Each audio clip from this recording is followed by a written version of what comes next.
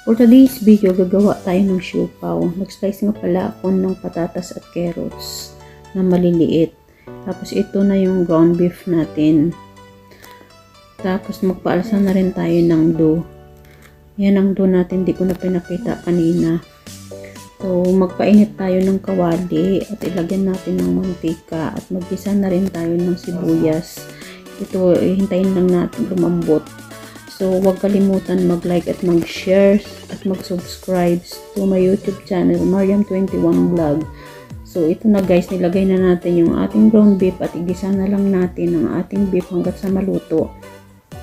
Ang ating beef. Tapos, lalagay na natin yung ating carrots na ni-slice kanina na maliliit. So, hintayin na lang natin ito na maluto siya at lumambot.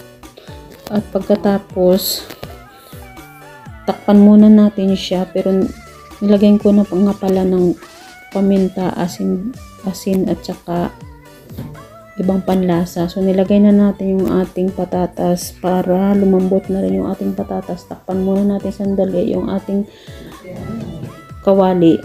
So lagyan na rin natin ng asukal kasi mas gusto ko ang ipapalaman sa ating siopaw ay medyo matamis-tamis. So, ito na, luto na yung ating pampalaman sa ating siopaw. So, ito na yung ating dough na umalsa na. So,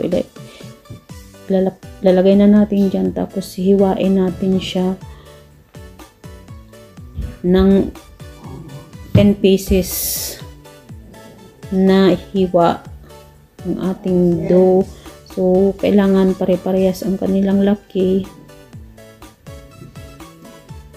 ng ating mga dough. So, yan lang po guys ang aking ang ginawa. So, ito nga pala ang ginamit ko. 2 cup na flour at saka isang kutsaritang baking powder, 1 teaspoon na dry yeast at isang small egg, 1 cup water, 1 cup oil at saka 1 cup na sugar at kunting asin.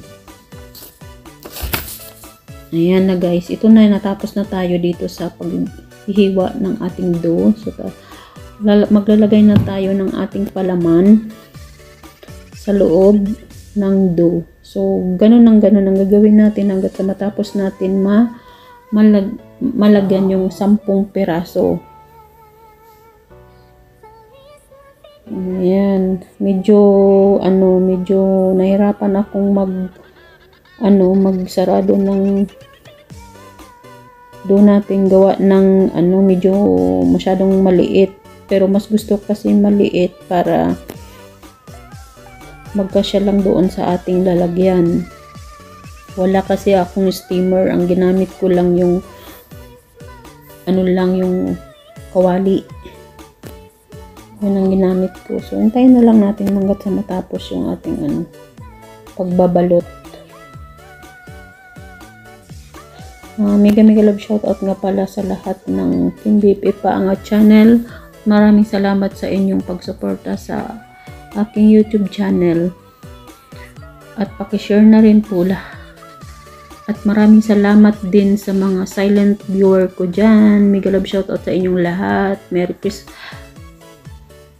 and Happy New Year. Dahil ngayon ay New Year, ito ang naisip kong lulutuin. Dahil dalawa lang kami ng aking alaga at hindi naman ako nakalabas ngayon.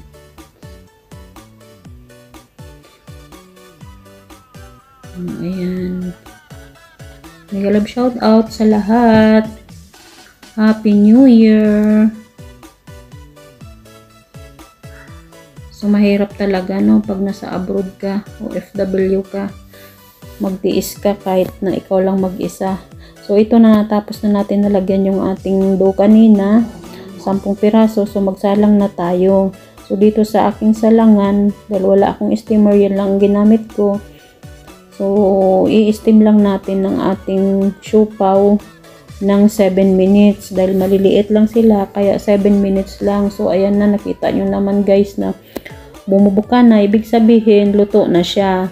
So, hahanguin na natin at ilalagay na naman natin ang ating second batch. So, bali 2 salang lang po ang nagawa ko dyan. Dahil maliliit lang naman. So, ito luto na rin ang ating pangalawang salang. Ang second batch natin ay luto na. So, nakikita ninyo ganyan ang kulay niya. Natural lang yan guys, ang ganyan ang kulay niya. Dahil sa itlog. Ayan.